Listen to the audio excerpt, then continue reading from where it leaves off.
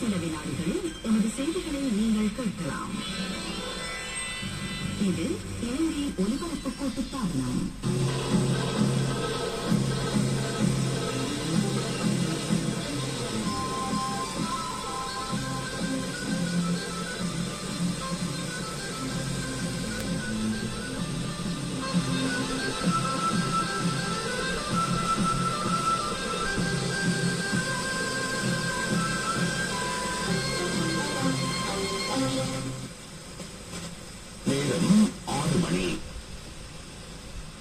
இலங்கை ஒலிபரப்பு கூட்டுத்தாபனம் செய்திகள்.